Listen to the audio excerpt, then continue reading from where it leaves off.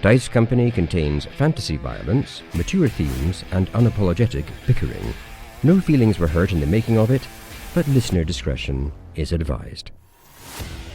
Dice Company will always be free, but it's not free to make. Please consider supporting us on Patreon or Apple Podcasts and get access to our weekly roundtable show Extra Roll. Just follow any of the links in the show notes for this chapter.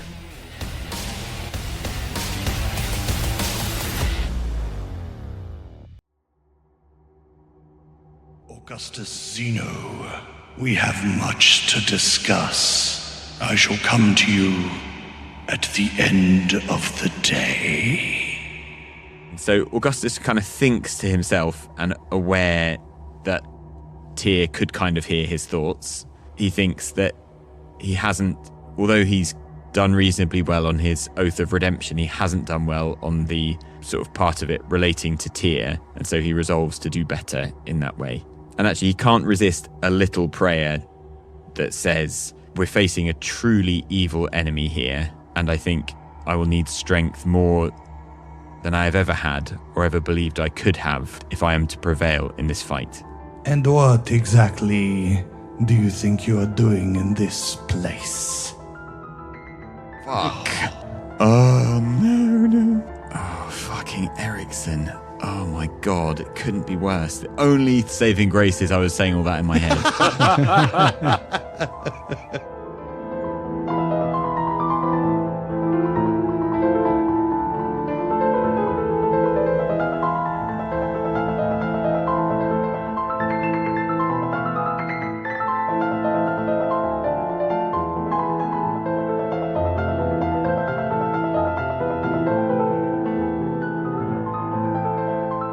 Welcome one and all to Dice Company Small Embers Chapter 62, where a group of friends weave tales of triumph, heroism and despair under the guise of playing Dungeons & Dragons. My name is Tom and I'll be your DM through the continuing adventures of this group who can't help themselves but split up in highly dangerous situations while making a colossal fuss all over a city where a vampire lord is always watching. Group who can't help themselves but split up in a highly dangerous situation while making a colossal fuss all over the city where a vampire lord is always watching. Please introduce yourselves and tell us one fun fact about your characters. I want to go all detective here, but it feels like there may be subtext in today's introduction. Supertext. Caps lock. I'm hitting you in the face with my point. Well, I don't think it's a point for me, so I'm happy with everything that's happened so far. Al, maybe you should go first. Hi, I'm Alex, and I'm playing Augustus, and my fun fact today is that Augustus can eat an entire pizza in 10 seconds. Interesting that you assume that pizza exists in this world. See, yeah, it seems like a bit of a stretch. Well, that's how they took bread, did that, and they got pizza. All right, ruling on that, does pizza exist? Well, it does now because he said it, so there we are. On that note, hello, I'm Dave. I play Petren Oakflower. As we've well established at this point, Petren has a great affinity with nature and therefore a real connection to all creatures. Apart from badgers, Petren thinks that badgers are arseholes. They think they're so special with their stripes, don't they? And they're so grumpy. And if you take the effort to cast a spell that allows you to communicate with them, they've all got terrible potty mouths as well. There's no need for it. There's no need for it at all in Petren's point of view. Be better, badgers. Oh, that's a truly insane rant, isn't it? My God. At least we know we're not sponsored by Big Badger. That's how Petren feels. I like badgers very much. I'm just going to test a theory I know that fans will already be coming up with. Is it because you're taking orders from Cuthbert and Cuthbert is the natural prey of badgers? I mean, I'm sure all listeners had already thought of that. It's in no way just a Charlie thing, that whole Cuthbert situation. Harrypedia, please look up immediately whether, not stoats, they are weasels. Why can't I remember the word weasel? The name Harrypedia. I demand an instant review. I have no comment on that topic. Weasels and badgers, friends? Question mark? They're both part of the same family, aren't they? Muscadet. That means nothing. Oh, God, that was off the top of his head. He did that. He did the not. muscadet thing last time as well. What? Why? The scientific name for an otter is Lutra lutra. There you go. Although now I don't know what kind of otter that is. Whatever the main one is, because the main animal always has the double name, right? Like gorilla. Otter Prime. Wait, what's gorilla? Why does none of that made sense? What? Because whatever is the main, I guess like a silverback gorilla is the kind of core example of a particular species has both the species and like the genus name are the same. Is that right, Harry? Oh, I get you. You're listening to Dice Company, an actual play podcast where, believe it or not, we play D&D occasionally. This feels like you're trying to tempt me to talk about Jurassic Park. In what way? I read that as a taunt as well, Al. Yeah.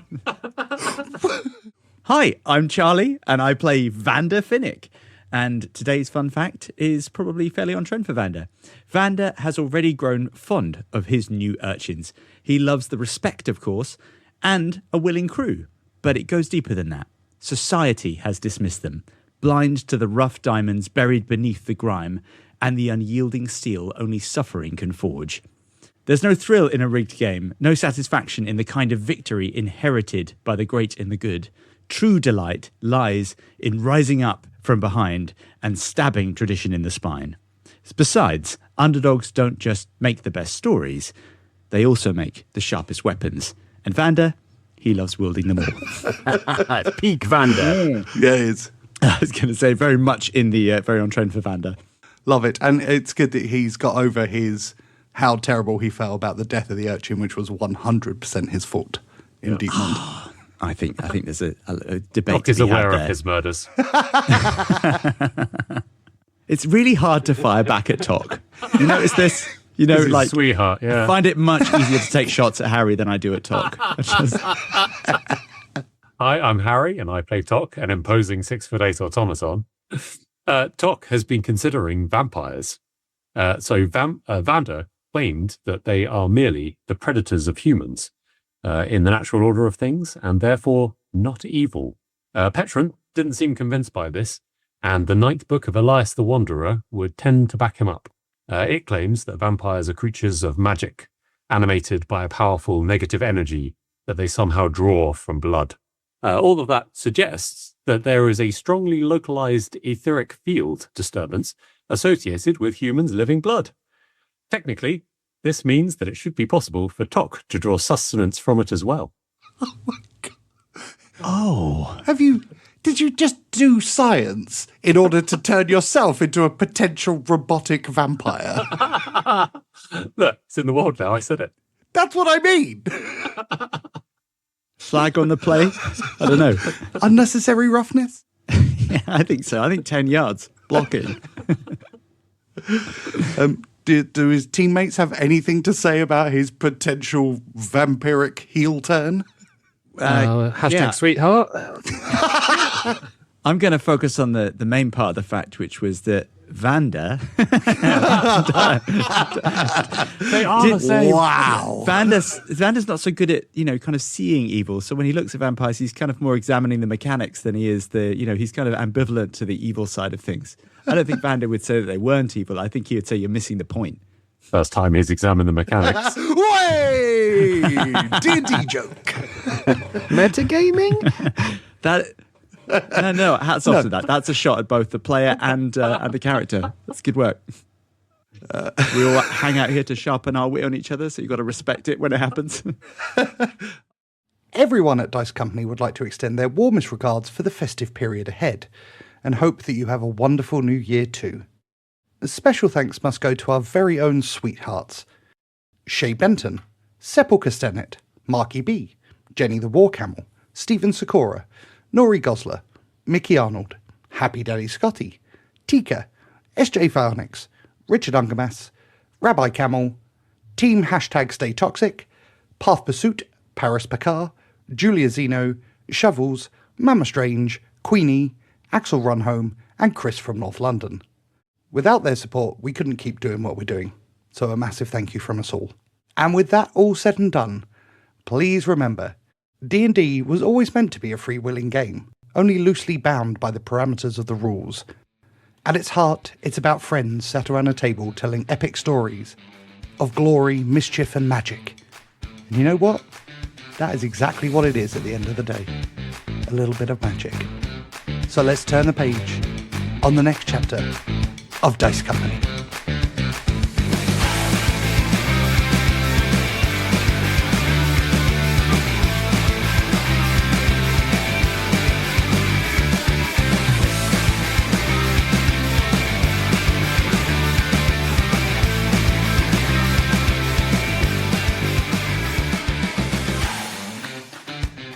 Previously on Dice Company, the Order of the Heron continue their hunt for all weapons and trinkets which could help in the fight against the vampire lord Wolf Eriksson.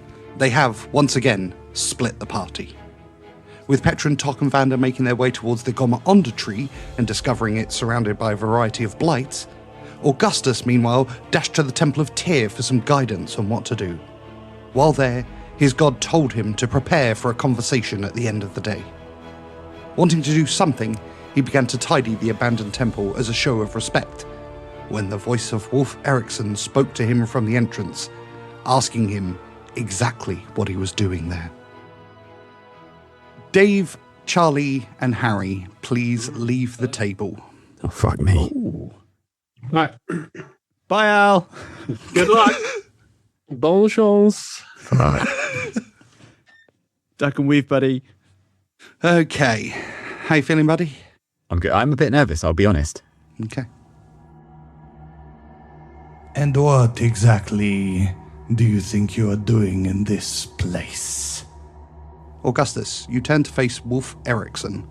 Dressed in a hooded cloak, his fine clothing underneath is covered in dark, sticky red blood, which is flecked all over his pale face. When you previously met him, he seemed evil for sure, but calm and in control. He now looks frenzied and unhinged. Speak!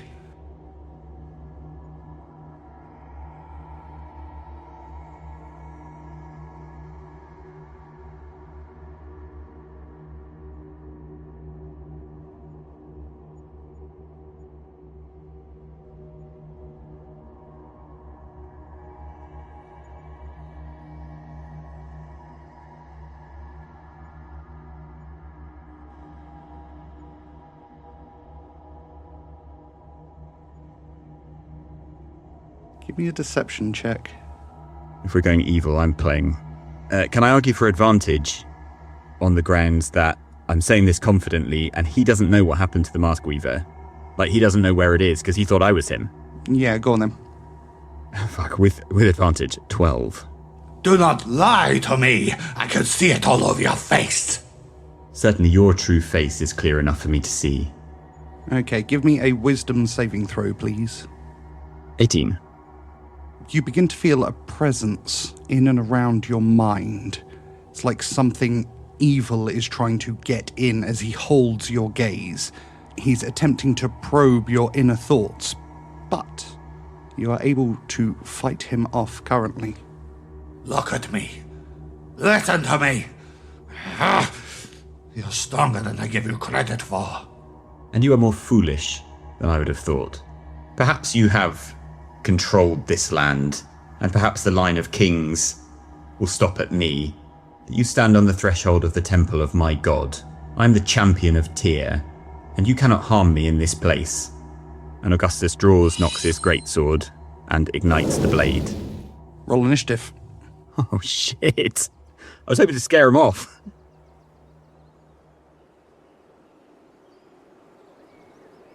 Vander, Petren, Tock and Tick. You are in the abandoned dwarven district of Frost Hollow. There is a bonfire, a prestidigitation spell, and a series of wood-based evil creatures around an evil tree. Tock and Tick return to the group carrying timber, having been stripped from a old abandoned dwarven building. Might be one that was made out of wood rather than stone. So what sort of formation are these? They're not dryads, are they? But that sort of thing. What are they in? Yeah. Flying V. Yeah. They are in no discernible formation. They're just gathered around the tree in a clump. Like, so that if you imagine like effectively like a big circle of them, And there's obviously a lot of them. They're only small little creatures. Tock will pass out some of the branches. We'll set them on fire on the bonfire and pass them out to his compatriots to carry. Him and Tick will carry several, sort of burning brand style. Most medieval, says Vander as he accepts his flaming torch. So, given that the bonfire has served its purpose, Petren's going to allow that to go out, but then replace it with with produce flame. So, a flickering flame appears in the palm of his hand, which he then hurls at the group of blights. Very nice. Talk to me about the details of the spell. You can attack with a flame. Doing so ends the spell. When you cast the spell or as an action, you can hurl a flame at a creature within 30 feet, make a ranged spell attack. On hit, the target takes 1d8 fire damage. Okay. Roll the hit. So that's a 16 plus my 4, so 20 total. Is a hit. Please roll for damage. 1. Look good, though. Look good. What's the name of the spell again? It's just a cantrip, and it's called Produce Flame. Okay. Or chosen. So Petren produces a flame and hurls it directly at the first vine blight he can see. It hits it in the chest and kind of just erupts all over its body. You hear the creature squealing as the fire crackles and burns and then dies out. And the creature looks down at its burnt torso and then looks at you and screams again in rage. You appear to have angered them, Petren. Having angered them, you notice that they're not moving away from the tree towards you. They do not. Tock and Tick will advance slowly towards them. Give me an intimidation check, Mr. Intimidating Tock. This might be your first one, actually, of the entire campaign. With advantage because Tick is helping? Yeah, go on. I need it because I'm not very intimidating, despite being very imposing. You can't describe yourself as imposing and then admit to not being very intimidating. With advantage, that'll be a 9. Tock's not very good at doing a charisma. There's an initial flash of panic in their eyes as the two automatons march towards them with their burning timbers. But they quickly regroup and they prepare themselves for your approach. Again, they don't move towards you, however. They await your arrival. Would you like to keep walking towards them? Yes, but I mean at a pace where it's going to give the others time to do something more effective. Vander, what would you like to do? God, I am light on fire spells. I am a terrible wizard. You heard it here, folks. Vander, try to keep at least one of them alive. I would wish to study it. Of course, Tock, that was one of my thoughts. Says Vander, looking as though he hadn't considered that. Vander rolls up his sleeves. Right, this has gone far enough. And takes a step forward. Move aside or pay the piper. Any reaction? From the blights or from your teammates? Yeah, I mean, I step aside. Yeah, they're going to step aside like each way to let Vander do whatever he's doing. The blights do not move. Are you about to cast Fireball? Maybe. Right, says Vander, getting frustrated with the situation. you asked for it, boys. And with that, he extends his hand and casts Fireball. What's the DC rating? Yeah, Wisdom 20, it's a 17. So that was 3 passes, I think. 1, 2, 3. Oh no, 4, 5 passes. 6 passes. Okay, please roll for damage. So that is 28. Enough. Yeah, so Vander lifts his hand, a fireball rips out directly towards the tree that they're all gathered around and explodes in an immolating fire of destruction, which after a few seconds dies down, and all that is left is a charred tree and the corpses of around 24 blights. The fire was a nice idea, Tock, all the same, says Vander, trying to hide the smarm in his tone. Vander, you did not leave one for investigation. They chose their fate, Tock. Had one been quick enough, you would have had something to dissect. I don't wish to downplay your achievement, Vander. That was very, very impressive. I didn't know you could do that at all. But I dare say that might bring a little attention to us, so perhaps we'd better hurry and find out what it is we're looking for. I prefer the term genius, but you're quite right. We should make our investigations quickly. And Vander scuttles in the direction of the tree. Tock would follow suit. I should say, by the way, the kill list is going to be updated after this. Yeah, I was going to say that is Benny.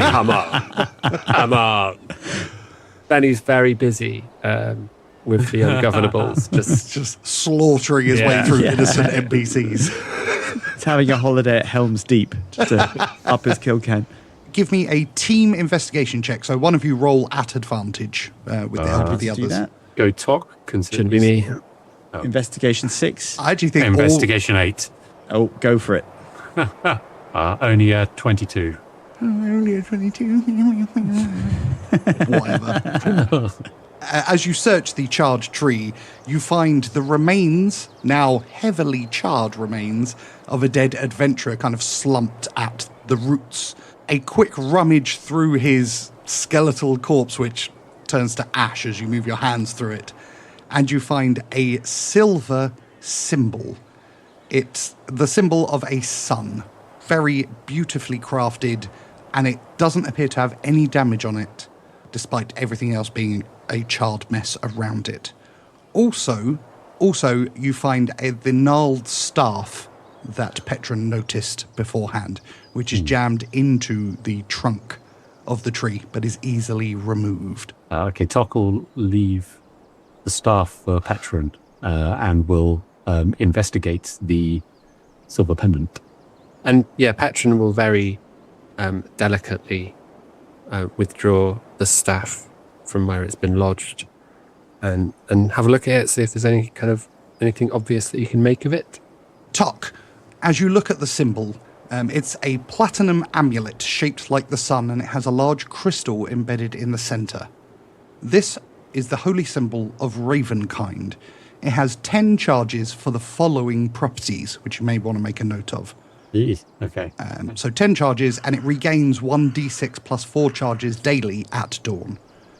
The things that it can do are: 1. Hold vampires. As an action, you can expend 1 charge and present the holy symbol to make it flare with holy power.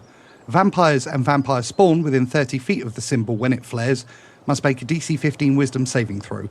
On a failed save, the target is paralyzed for 1 minute. It can repeat the saving throw at the end of each of its turns to end the effect on itself. 2. Turn undead.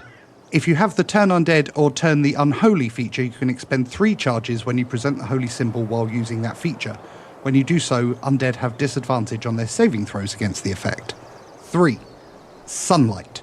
As an action, you can expend 5 charges while presenting the holy symbol to make it shed bright light in a 30-foot radius and dim light for an additional 30 feet. The light is sunlight and lasts for 10 minutes or until you choose to end the effect. Is that the same as the daylight spell? It's not quite the same as the daylight spell, is it? It's not, no.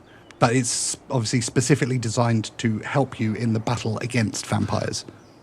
Petren, the staff, which looks like a gnarled tree root but in quarterstaff fashion, after a quick investigation of it, you recognize this as the Staff of the Woodlands.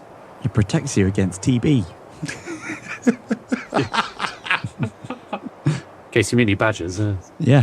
This staff can be wielded as a magic quarterstaff that grants you a +2 bonus to attack and damage rolls made with it. While holding it, you also have a +2 bonus to your spell attack rolls. The staff also has 10 charges for the following properties, regaining 1d6 plus 4 at dawn. If you expend the last charge, roll a d20, and on a 1, the staff loses its properties and becomes a non-magical quarterstaff. And the things you can expend charges on are the spells Animal Friendship, Awaken, Bark Skin, Locate Animals or Plants, Speak with Animals, Speak with Plants, or Wall of Thorns. You can also cast Pass Without Trace from the staff without her using any charges. Nice. As an action. That's quite powerful, isn't it? Very. Petren looks kind of slightly startled by this, kind of realizing what it is that he's holding. And he decides to take his own staff from his pack and place it where he found the Staff of the Woodlands, so that there's kind of something there, like he's doing a fair trade rather than just taking something in his mind. Petren, you have a preference for sticks. Well, that's right, Tock. It's my tool of choice, I suppose. I've always really used these. I was taught to fight with one, so I can be quite useful, quite handy with one, but also we use it to cast my spells as well, so dual purpose. I look at my weapons to be dual purpose, so I've got my sickle, which obviously you can attack with, but also bring in the harvest there, and then a staff, which is also, spell casting and fighting, and actually quite a handy walking stick if you've got a long trek to do. It is additionally a symbol of nature. I approve. Oh, thank you, Tock. I'm glad it meets your approval. Fascinating, says Vander, hefting his flintlock. I prefer my weapons to be weapons. Petren, as you stab your old quarterstaff into the tree, can I please have a perception check? Oh, that's a 6. The old quarterstaff slides into the slot left by the new quarterstaff with E. Petren, query. Was the hole purposefully cut into the tree, or did the staff penetrate the tree's roots? That's a good question, Tock. I didn't check particularly close. And I kind of get down on my hands and knees to try and see if I can answer that question. Okay, give me an investigation check. And you can have it at advantage because Tock is effectively helping you here. Tock will also guide him with his... Fucks! With his I've been knowledge. tricked. He's also going to guide him with his knowledge of tool marks. Of holes in trees. And holes in trees, yeah. Are you guiding me, say so? Advanced knowledge. So you've got advantage and... Oh, so that's 19 total. Okay, so you notice that the slot that you put the quarterstaff in appears to have been custom made. This is not a natural formation.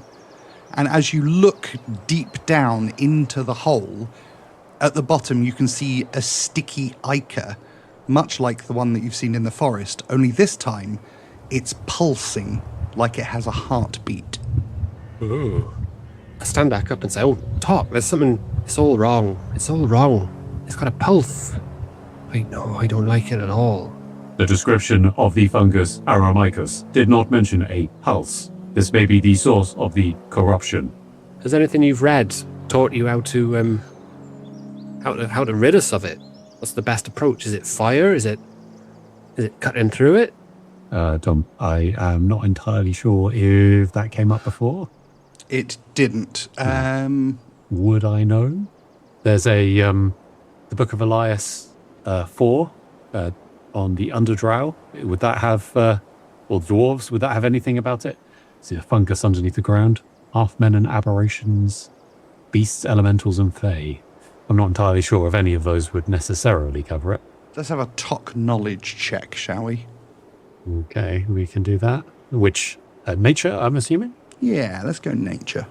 Okay. 19. Okay, like most funguses, there are many ways to remove them or to deal damage to them, but actually the easiest way is using common salt. So Tock will mention that to the others. I am unaware of where to obtain salt in a human hive.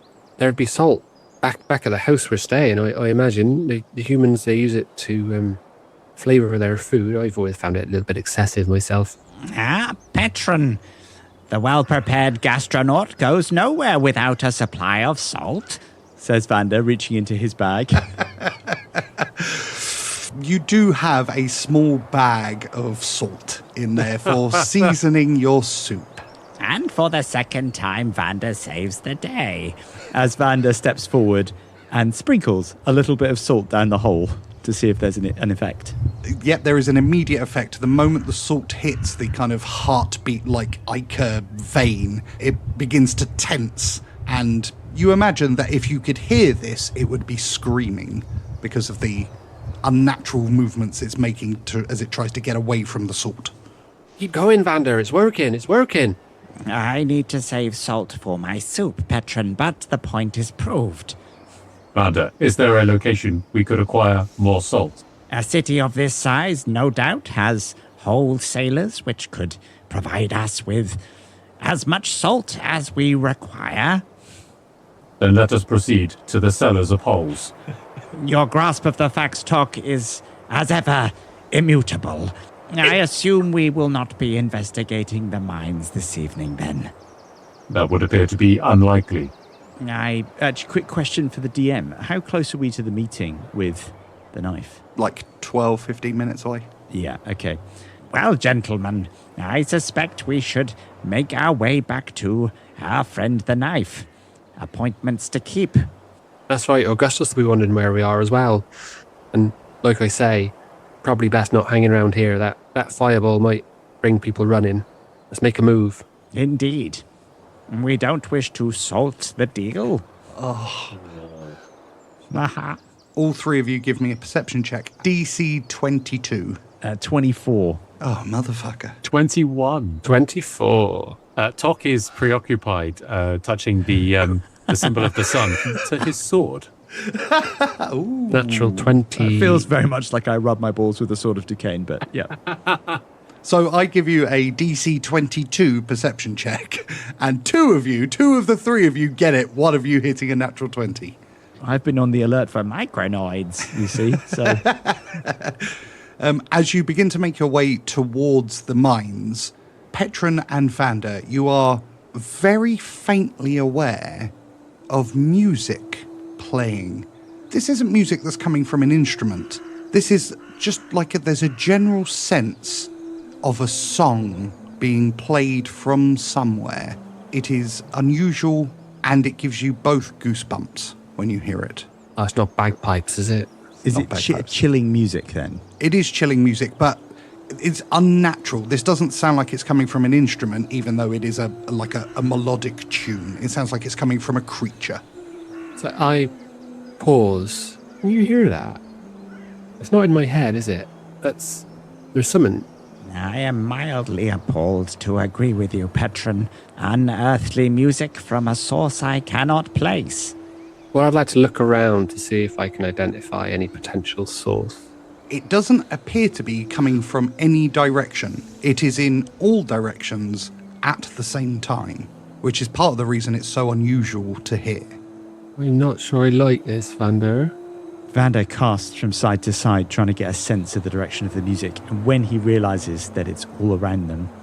More worrying still, if the music comes from no location, one would assume it is amongst us. I feel that now is the time to leave. Well, I agree. Let's press on. Is there any kind of further check I can do about the music to, like, if I wanted to investigate further, anything that, you know, I mean, I could say I'd do an Arcana check, or... There isn't a specific check. If you had any magical spells that somehow dealt with, like, the sense of listening or hearing, that might be able to help you. But in terms of just raw checks, not really. I have Detect Thoughts. You could certainly try that. As Vander makes his way towards the exit, he tentatively casts Detect Thoughts subtly to see if he can sense a presence of any kind. Focusing on the music itself, you are able to identify that the music is coming from a nearby creature. This creature is massive, and it is all around you right now. Every step you take, you can hear the thought, the very base level thought. Consume, consume, consume.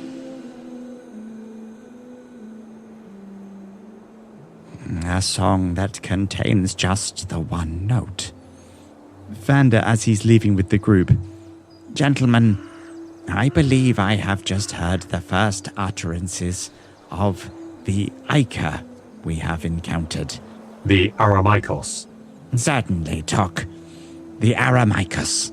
I believe that it may be sentient. Consider that we have already witnessed a heartbeat of sorts, and now, with a small use of my not insignificant powers, I have detected a will of sorts. I will say that it wasn't pleasant. In that case, Vander, can we afford to leave it? Do we need to get that salt straight away and deal with this creature, this being, whatever it might be? I believe, Petren, that this Paramykos has been consuming for some time. I think it must be dealt with sooner rather than later, but I am of a mind to keep our appointment with the knife, finish the immediate task, and then make this our next priority. Very well. I would find that to be acceptable. I'm gratified to hear it, Tock. And the group head off towards the mines and their appointment with a Willie and the knife.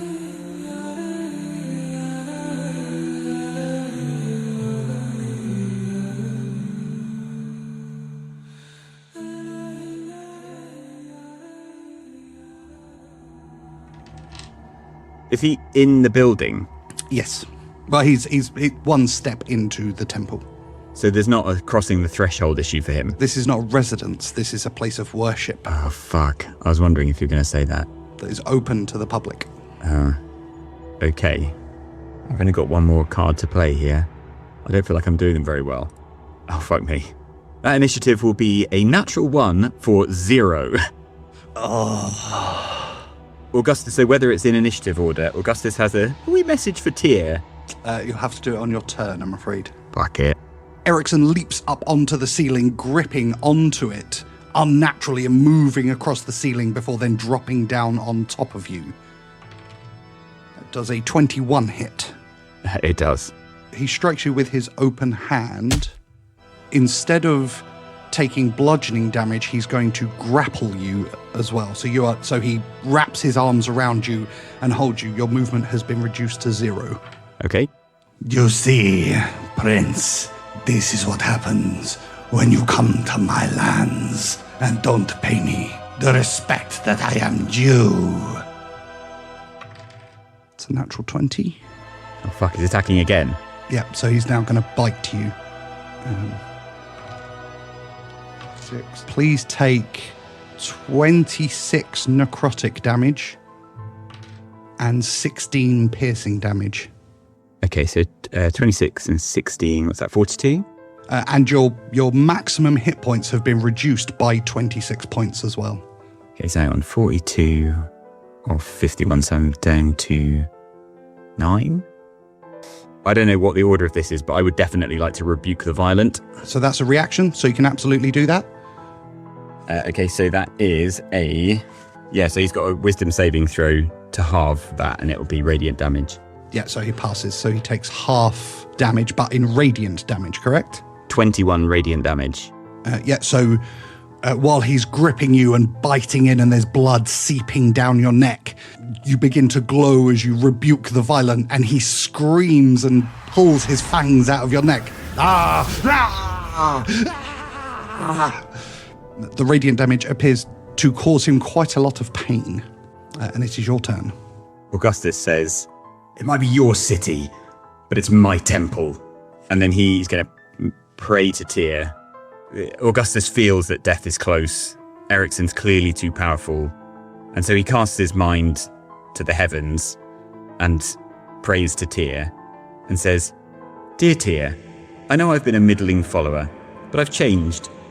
I'd like the record to show that I rushed to this temple very slightly before getting into my current predicament. So, mighty Tyr, heed my prayer and smite this bastard. Love from Augustus."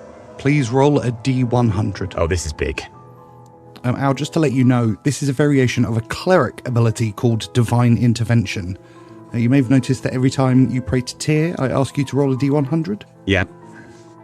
So what you're actually looking for is your level or below. So we're actually going low here. So you need 1 7 on a D100 to have any shot of an answer. It's 7 and lower. So I've got a 7% chance of help here. Yes. Oh my god. Oh, I can't press it. Good luck. Thank you, buddy. That would be a 77.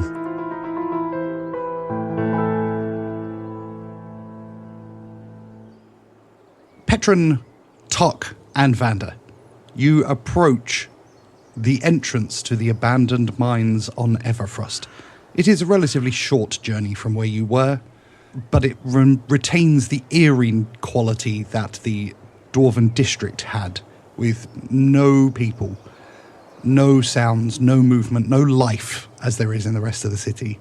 That is until you follow a gravel path along, and leaning against a wall to a boarded up entrance hole is a William the Knife. Fucking hell. About time. Our apologies, William. You may have noticed a minor fireball in the distance. No. Being observant is clearly not among your many assassin's qualities. Forgive me for the oversight. What you been fireballing? Oh, this and that, nothing to trouble you with. Well, as long as you're not fireballing me, that's all I care about. Fresh out, I'm afraid. Sepulchre hasn't arrived. Don't know where he's gone.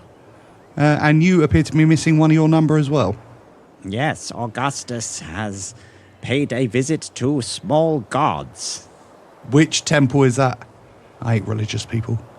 Sorry, I have to say this. Guess that Pokemon.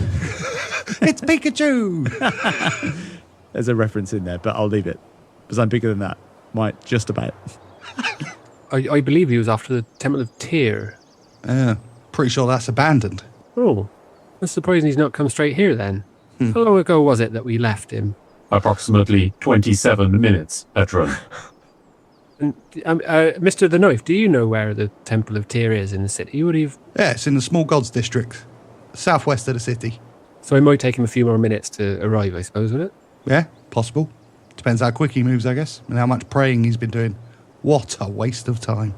Well, if we're waiting for the Sepulchre anyway... Hang on a minute, aren't you good friends with the Arch Sepulchre? Yeah, Isidore, not Tyr. Oh, right, not general praying, just that specific praying to that specific god, right? I got you. I mean, most praying, to be honest. Just because we're friends doesn't mean I believe everything that he believes, but, you know, I'm not here to judge. I like to be open-minded. Well, yeah, I've got that impression from you. Yeah, absolutely. Right then, I suppose it's a waiting game, is it? Fair enough. Although I don't think we want to be going into the mines if it gets much darker, but we give him a bit of time, I guess. If we have time on our hands, then I have a minor duty to perform. And Vander begins marking out runes on the ground. And William the Knife just pulls out a dagger and just begins flicking it into the air again and catching it. Well, I'm just going to enjoy looking at my nice new quarterstaff and just kind of admiring it a little bit. I guess if we wait like 10 minutes.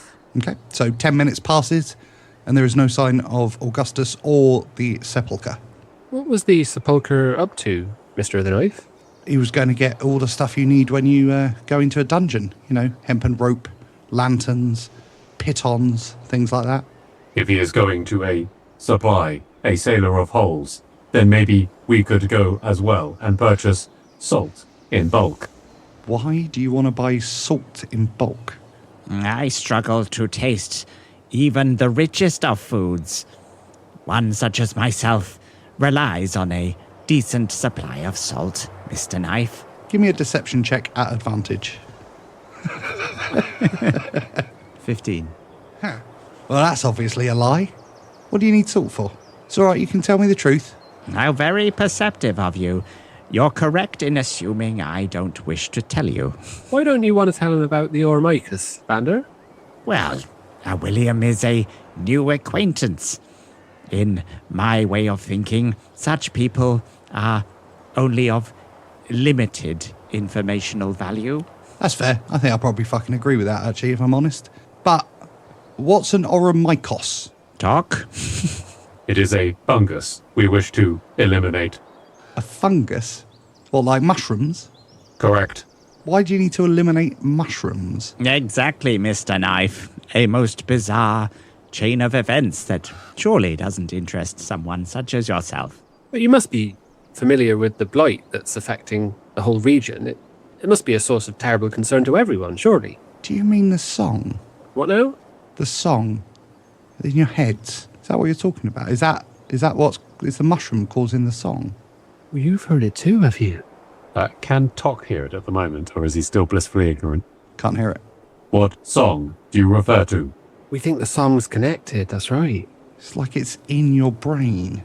It's not coming from anywhere. It's everywhere, all at once. Vander wrote it out. It's the Oromicus. Ah, good. I see our conversations about camouflage were most productive. And you reckon salt is what is going to kill it? We are unsure at this time, but I am interested in your knowledge of the song. Tell us, in the interest of this burgeoning information exchange, what do you know of the matter? Just that wherever I go in this city, there's just this vague sense of a song in the back of my head. It's like when you hear a song in a tavern and it stays with you for days and weeks afterwards. It's like that, but it's always there. It's like it's always on the edge. It's like just creeping into your thoughts wherever you are. Even when you're going to sleep, it's there. Is this a symptom that all of the humans in the hive suffer from? I know the sepulchre has suffered from it. We have spoken about it. But we can't for the life of us figure out what it is. It would, I guess, if it's mushroom related, I guess that makes sense.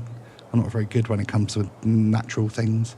And when do you remember first hearing this strange song? It was when I came back here after the assassination attempt on the king decades ago. It didn't used to be like this, but when I came back, it's when I first started noticing it. Just vaguely. It didn't really leave an impression on me until years later. Whenever I left this place and came back, there it was, every time. And you can see Petren getting excited and going, you see, it's getting worse. It's getting worse. It's all connected with Ericsson. As his power grows, the power of the Aramicus grows with it. The two go hand in hand and they've got to both be destroyed. I would find that to be acceptable. I'd find that to be acceptable as well, actually. And would you say the music coincided with the rise in power of Wolf? Yeah, it certainly happened at the same time. Wolf was powerful beforehand, don't get me wrong, but he was always such a jovial chap. He would, he'd give you the shirt off his back. And it wasn't until I came back he started to display these tendencies like evil, I guess. And I know evil, and that's what he is. And ever since then, yeah, they have gone hand in hand. Hand in hand is a most interesting phrase for relationships that are rarely even. I would assume that one drives the other. You might be right. You can see Petren's now kind of bouncing on the balls of his feet, and he's like, we got to get moving. We got to act. Where's Augustus gone? Where's the sepulchre? We can't keep waiting here. We've got to do something. Agreed. It is suspicious.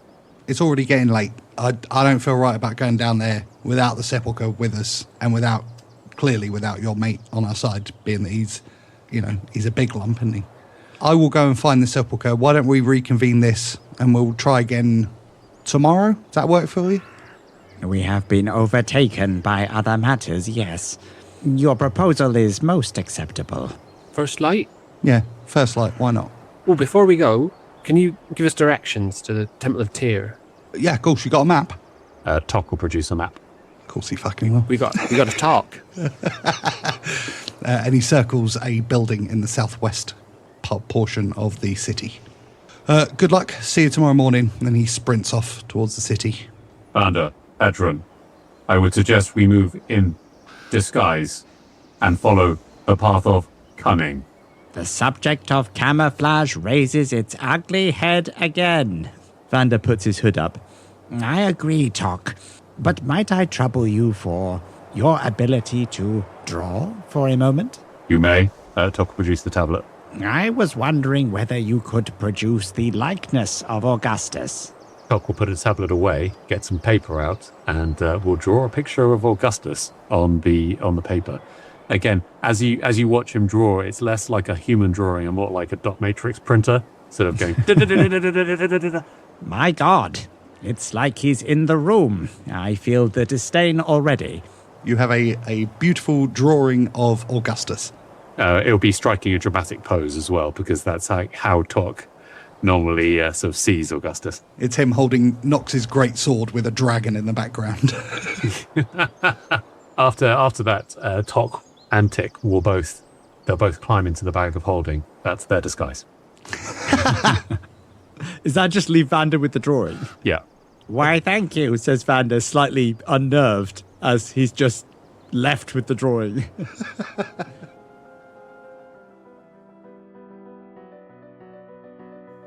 Your prayer goes unanswered as you feel the knot in your stomach return. So I've still got my turn here. Yeah. Okay.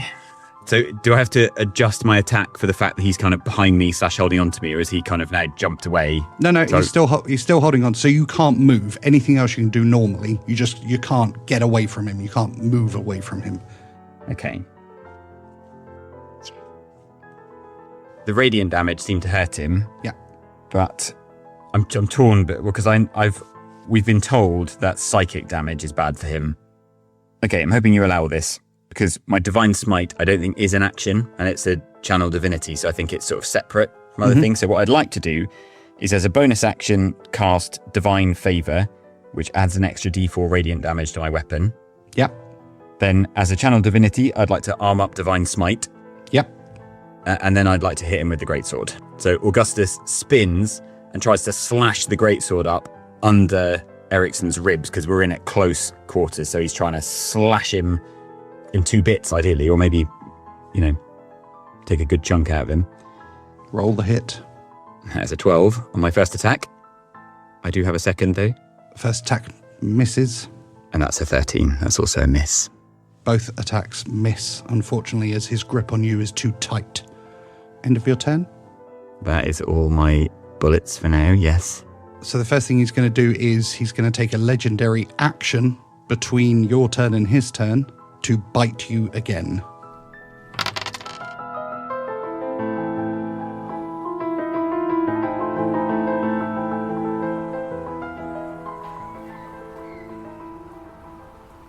From inside the bag of holding, you can hear the sound of, it sounds like metal scraping on wood. Vander's learned to take those kinds of things in his stride. So he continues to shuffle into the city, and now I'm looking for the nearest urchin. Perception or investigation check? Perception. Let's go perception. 16. You see Alvin, the urchin from the boat, who's currently stood by the golden bridge, and he's tossing stones into the river. Alvin, says Vander. Admiral Slubbins, sir! How fortuitous. You are clearly a most adept sailor to know when your commander needs you. He looks like he's just found money. Yes, Admiral Slubbins, sir. You look like you found money. And indeed, you have. And a single gold coin drops into his hand. What can I do for you, Admiral Slubbins, sir? You can do what all loyal shipmates do in such times. I am in search of one of our party. And he shows the picture to Alvin. Okay. What would you like me to do, sir? Many eyes make like work, Alvin. I require you to round up some of your colleagues and scour the city for this man. Return to me with news once you know his whereabouts. He puts his fingers into his mouth and whistles loudly, and 12 other urchins appear seemingly from nowhere, and he shows them the picture. We got to find this. Admiral Slubbins says it's the most important thing, and he shows the gold coin. There's money in it, boys. Let's go. We will report to you, Admiral Slubbins, sir, once we have found your missing heroic friend. And take my trusted sidekick with you. Bellerophon jumps from Vander's shoulder to Alvin's. Ah! And he gets a lick. And with his eyes constantly flicking to Bellerophon, who's kind of got his tongue stuck on the cheek of Alvin, he goes, Yes, Admiral Slubbins, sir. My intention here is that Bellerophon will sense where I am and be able to guide them back to me when they have him. Got it. And I'm also going to hand over the picture as well. They take the picture and they scatter, all sprinting in different directions. To the Temple of Small Gods, then, boys. Vander, you talked about a disguise. How concerned are you?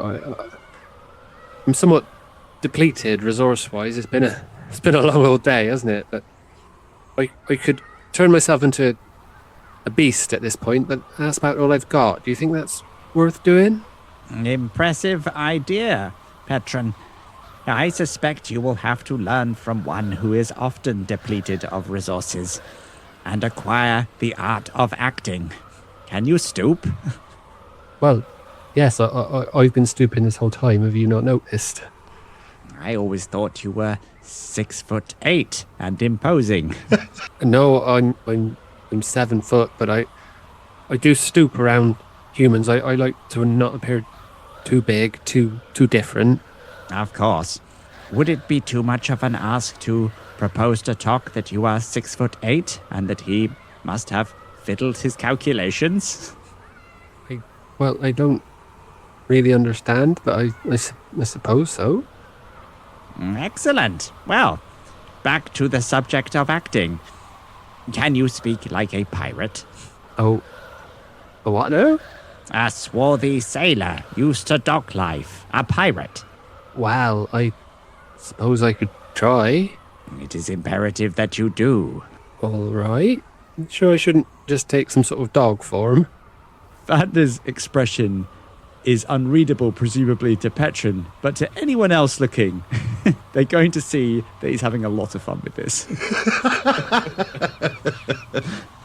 No, Petren, a dog would be most unsuitable. Okay, if you think it's important, I'll give it a try. You'll hear a voice from the bag, Vander, saying, Petren's blue skin will be a problem, Vander. And a hand emerges from the bag, containing a small jar of, human skin tone paint. Okay.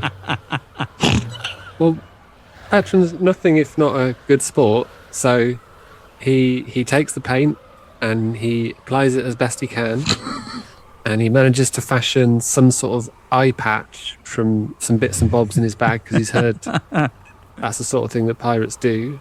And yeah, he thinks he's ready to go. Can I check what I'm looking at? Give me a performance check, Petren.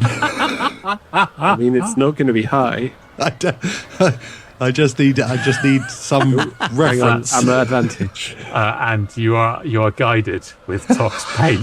I'm guided. Excellent. Hang on. Roll a single dice and add the guidance, please. Ooh. 19 plus 1 for 20. Unbelievably, with a face smothered in human skin tone paint and with a roughly constructed eye patch, Petren looks the most human it is possible for a furbolg who is blue-skinned to look. It's incredible. It's like he's physically changed form into a slightly lumbering, ugly human. My God, Petren, you're a natural. So to improve the hunched look, I put on a limp as well. Reminiscent of the finest pirates lumbering across the docks today, I would wager. Quite so. Well, this is going to look really disrespectful if Augustus is just like a puddle of meat somewhere, isn't it? I've highlighted the area that you're heading to. Could you give me a rough direction that you are heading? How are you heading there? Which route are you taking? Because obviously it's quite a built-up city. Yeah, pretty straight. Literally as the crow flies, effectively. I mean, we don't know the city, do we? So it doesn't make sense that we would take a circuitous route. We do have a map. Well, there is a place called the Bounders District in between us. I suggest we don't go through that. Yeah. Okay. But apart from that. But I think also we wouldn't kind of retrace our steps towards the abandoned district where we were. Okay, we'll take the straight line, Dom, but we'll kind of skirt round to stay in the open street. Vander, can you roll me a D100, please? Oh, God. Okay. 7. Please say you haven't summoned a dragon. The familiar... No. A blue dragon, angered at the removing of the skin tone. As you make your way along the riverfront, around the Museum of Antiquity and towards Crickhandle Street, before aiming to head right from there, you notice that the mood in the city has changed slightly. It's a little bit more upbeat than it was. While it was busy before, with people going about their day-to-day, we're very much heading into the evening portion of the city. And so you can hear loud music coming from the Whispering Lute as you pass it, and the Minor Pig particularly has loud music blaring out of it. Vander, as you turn the corner, your passive perception alerts you to a hooded figure heading straight towards you. He is tall, lean, with slicked-back black hair. It's Wolf Eriksson. He has a blackened scar over one eye, and he walks with purpose. Has he noticed us? He has not. Vander sent a message to Petren. Scatter and meet at the Temple of Tyr. I would like to use my hidden step, invisible. I take it I can do that. I know it's like generally a kind of a combat move, but Yeah, I have no problem with that in this instance. So, Vander, having said that, Petren literally disappears in front of your eyes. Vander takes that rather well, given the pretty exceptional circumstances. And Vander is going to use the fact that he's got small stature to melt into the crowd. Cool. Give me a stealth check, please. 20. Nice. So, despite being on a apparent collision course, Vander is able to melt into the shadows similarly to Petren as Wolf Eriksson strides past. Can I do an investigation check? I want to see if there's anything about Wolf that I can discern. Sure. Is he covered in blood? 19. He is covered in blood. God. There are flecks of blood over his face, and his kind of very fine clothing has dried, sticky, tacky blood on it. Okay, given the quality of the check, can I also assess the reaction of the crowd? No one seems to notice him as he walks through. He strides with purpose, and you think that he should be noticeable to other people, but no one else is paying him any attention. Okay. Vander sends a message to Petren, another mental message. It may be necessary to follow Wolf. Does your disguise put you up to the task? I think so. Meet you back at the house? I will find Augustus, and you find out what Wolf is up to. I'll see you at the house. So, in the shadows, and presumably I'm fairly invisible at this time, I am going to change into the shape of a raggedy-looking stray dog, and keeping a significant distance, start to follow Eriksson down the street. Nice. Can you give me a stealth check at advantage, please?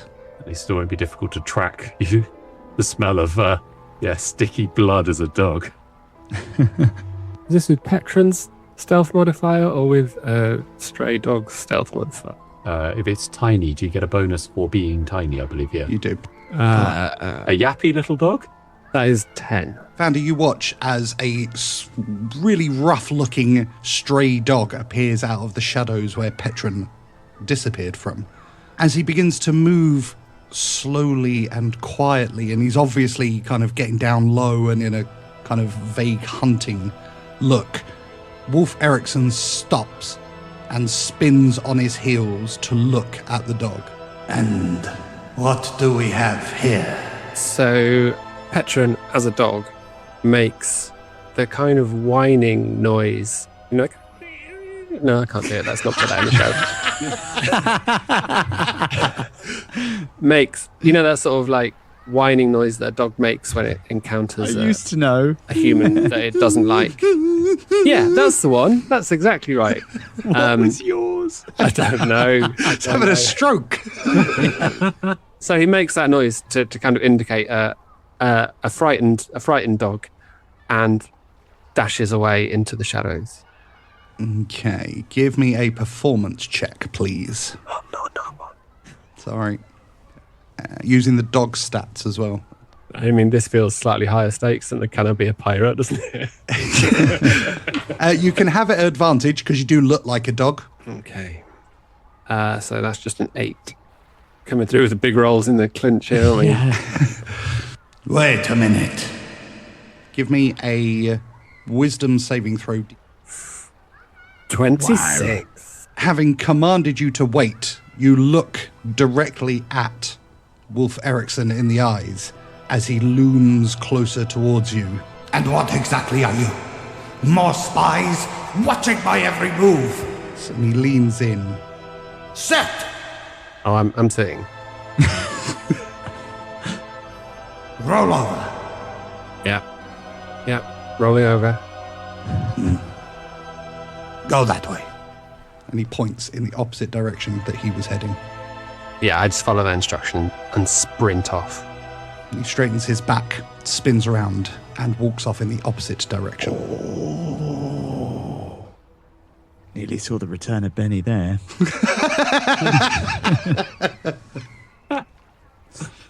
Vander breathes out, having seen that whole encounter. Straightening, he gives up on the idea that Wolf can be followed, really, without there being an obvious chance of being found, and turns to make his way quickly in the direction of Tyr. Yeah, and that's where Petren's heading as well. Vander, with a bag with 2 automatons and with a stray dog by his side, heads towards the Temple of Tyr. From the outside, the door is open. It looks abandoned and old, and no one pays it any attention, really. There are occasional people, obviously worshippers of other gods, who move around the streets nearby. But as you approach the open door, there is just silence coming from within. Stay close. There's a good doggy. As Vander strides up to the doors. And I'm still making the whining noise that I failed at, and for real this time. Vander looks mildly concerned at that, but he does push open the doors. And you step inside. The inside is very similar to the Temple of Isidore that you saw before. This one, however, is covered in a thick layer of dust. It is clearly not used for worship anymore. There is also scattered droplets of blood all over the interior of the temple. Your eyes scan the interior, and beside the pool in the centre of the temple, you see a crumpled shape. Moving slowly closer, you recognise the cloth of Augustus's cloak. It's stained with dark liquid. It's blood. As your eyes adjust to the light, you see his skin, pale as paper, stretched and drained. And you know at once that your friend is dead. And we will end it there.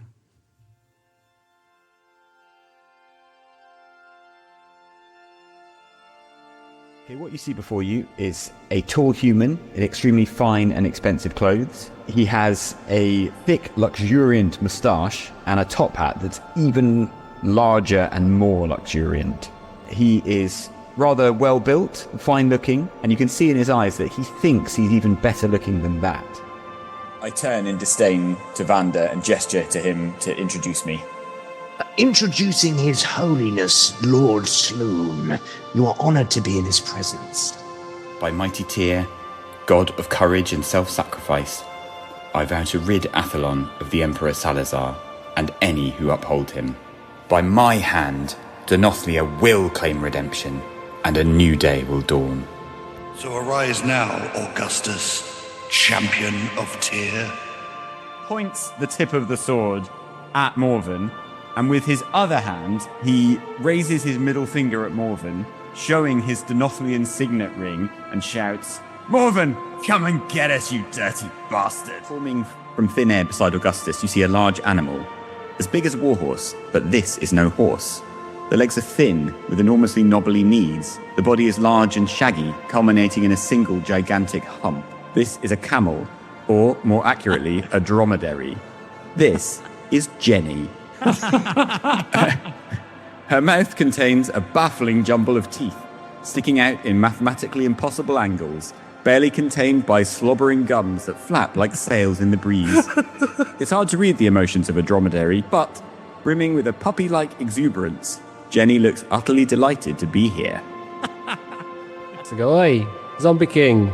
Winning, yes. Killing, no. Augustus headbutts the wall. I turn back to Terence and say, yeah, it'll be fine. Aurora throws herself into a hug. Augustus just hugs her back and just goes, Sister. Can't believe you made it. And she steps back and punches Augustus in the chest. What took you so long? Augustus sits down and his initial reaction is kind of shock, but then he just starts to laugh and the laughing quickly turns to tears. Take off the mask, lay down your arms, renounce this evil and you may yet be redeemed. I give you this one last chance. Augustus Zeno, you have no idea of the power that he has. I'm sorry. I have no time, Tock, for books or further adventures or baths or any of it. And Augustus strides forward into the tear. Augustus sees that they're not going to escape the dragon, and his sprinting slows and then stops. Almost reluctantly, he stops in a tunnel and turns to face the dragon. He draws Nox's greatsword and casts Divine Favour, and then sets his feet apart and waits for his enemy to arrive. Before we leave, why aren't you in Who's Whom book? I'm not quite sure what you mean, Benny, but I imagine it's because my name is not Augustus Zeno. Oh my god! Oh my god, what just happened? That is to say, Benny, that is the middle part of my name. My full name is Fabian Augustus Zeno Denothlian. As I said, I am the first son of Denothlia.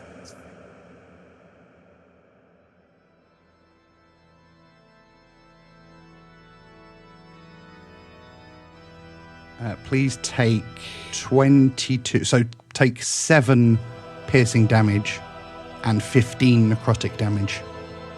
And with that, Augustus is down. As Ericsson continues to suck the blood out of your neck. And it was always meant to end this way. Destined to. It ends in ignominy. In darkness. And it ends for you, your grace. Alone. Through the blood, Augustus mutters, "Fuck you," because he'd like to deliver that message. Hope Ericsson heard it. He did. Good. It's important. Any last thoughts? So at the last, Augustus feels the hand of death on his shoulder, a touch as real as any mortal grip. To his surprise, he doesn't recoil. It feels more like at the end of a long day, feeling the need to sleep. He recognises that it must happen. And he thinks at this moment, firstly, of missed opportunities and of people he let down. And he thinks of his father and his grandfather and the line of kings going back before then, and then of his own feeble ending here on the floor of the temple with Wolf Eriksson biting into his neck. But his mind doesn't stay there. It moves on, and he thinks of Mother, the great granite titan of his life that shaped him at every stage. Not always to his own liking, but nonetheless who drove him through his life right up until he left and began his great adventure. And he thinks of the Order of the Heron, of the friends he made on this adventure. Thinks of Benny, the wayward, cynical soul who does well to hide his good heart. He thinks of Tock, inscrutable and strong, but again a sweetheart deep down. He thinks of Petren, his new friend, and someone he could see the potential in straight away, and he feels sad that he won't get to know Petren. And then he thinks finally of Vander, because of all the people along this path, in the light of Augustus's oath of redemption, he'd increasingly come to see that redeeming Vander was perhaps the big mission for him, and one that he will now not get to do. But again, his mind moves on, and finally it reaches Aurora. Now, he came across the sea from Denothlia to Athlon and back to save Aurora, and he can see that he's failed to do that. And at the last, Augustus sees that Aurora was always the stronger and never needed saving. Augustus Zeno smiles. And for Augustus Zeno, we'll leave it there. I'm slightly choked up. Lovely.